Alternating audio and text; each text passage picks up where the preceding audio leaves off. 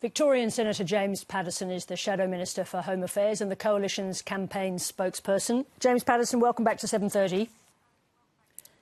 Good to be with you, Sarah. Now, we saw there you with the leader, Peter Dutton, in Victoria again today, talking about crime in a state where offending has increased in many categories, also where the state government is extremely unpopular. How do you explain that support for the Coalition in Victoria is going backwards? Well, Sarah, the Prime Minister might not think that crime is his job, but Peter Dutton and the Coalition believe it is our responsibility and we will take very strong action on it. And we were there in Victoria today for the reasons that you say. Victorians are suffering under a bad state Labor government and a bad federal government that is soft on crime, and it's led to predictable consequences.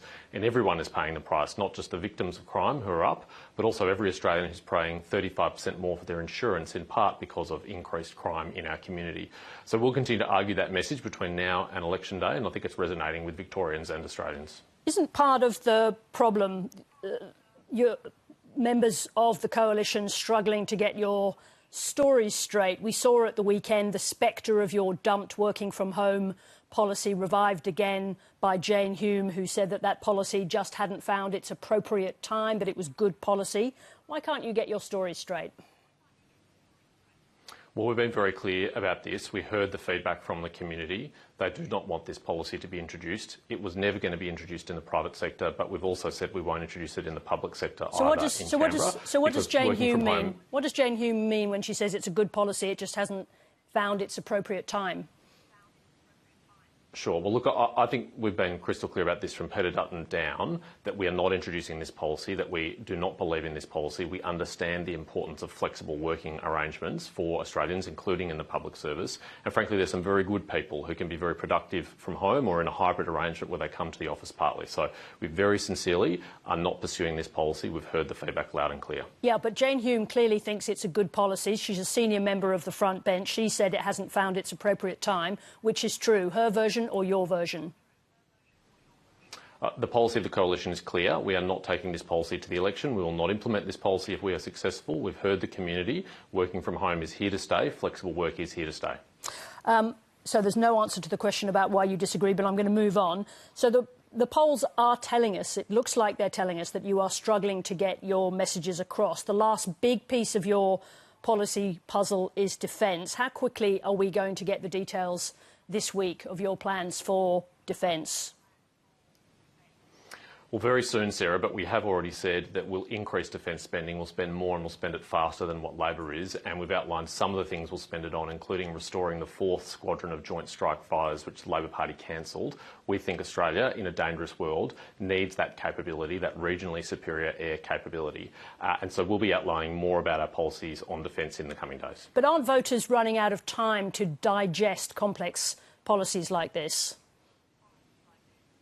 Well, I assure you they won't have long to wait at all, Sarah, for that and other important policy initiatives from the Coalition. We're nearly done. Well, it's been reported today in the Financial Review that you'll be announcing increases in the defence budget, but the bigger growth to reach 2.5% of GDP, which has been spoken of for a long time now, that won't happen until the 2030s. Is that reporting correct? I'd love to be able to share that detail with you, Sarah, but as you know, it's not my role as campaign spokesman to get ahead of my colleagues and their formal announcements, but I assure you it's not long to wait now at all. I mean, the reason why this is important is that your defence spokesman, Andrew Hasty, has said previously, and I'm quoting him here, that the money that really counts is what's in the forward estimates, that longer-term promises are essentially meaningless. So in terms of the next 4 years, what kind of increase, lift in defence spending are we going to see in the 4 years that he says are the ones that matter? I assure you there will be an increase in defence spending in the next 4 years, unlike the Labor Party, who has kicked the can down the road and initially proposed reaching 2.4% by the end of the decade. They've already revised that down to 2.3% by the end of the decade, and a very little increase in the forward estimates. We will have an increase of defence spending in the forward estimates, and the exact amount will be specified very soon. All right, well, putting aside the exact details of the release, is this an opportunity for Peter Dutton to claw back ground on defence, on one of his key subjects under normal circumstances for him, but where he lost ground after verballing the Indonesian president? Does this give him the opportunity to claw some of that back? Well, we don't view this through a political lens, Sarah. When the Prime Minister and others say this is the most dangerous time for our country since the end of World War II, we actually believe it and will have a policy that meets that standard. This is a government that has cut and delayed defence capability, including infantry fighting vehicles, howitzers and other capabilities.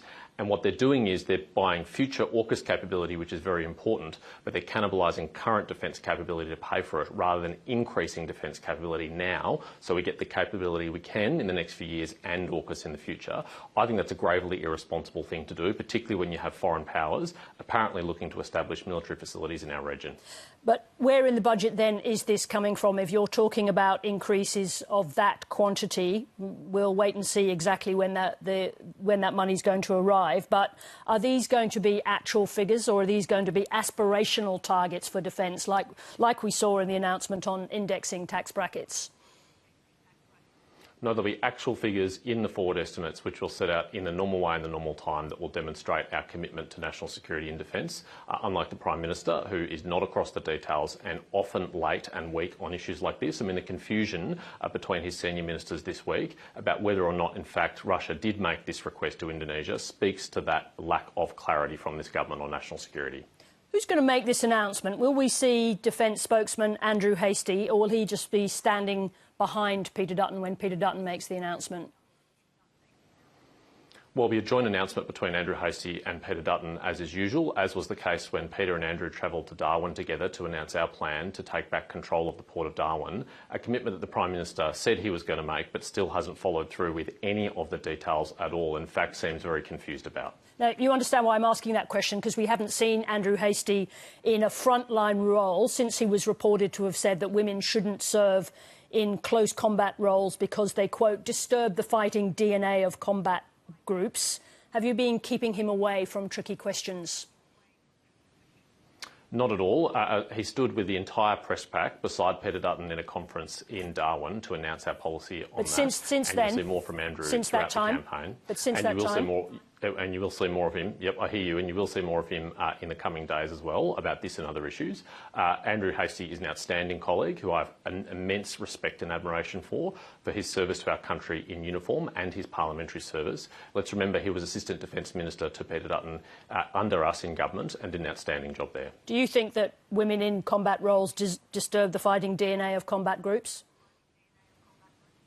I believe that any Australian who wants to pull on the uniform, who can meet the physical standards required of that task, should be allowed to fulfil any single role in the Defence Force, including combat roles, and that's our policy. Have you discussed it with Andrew Hasty?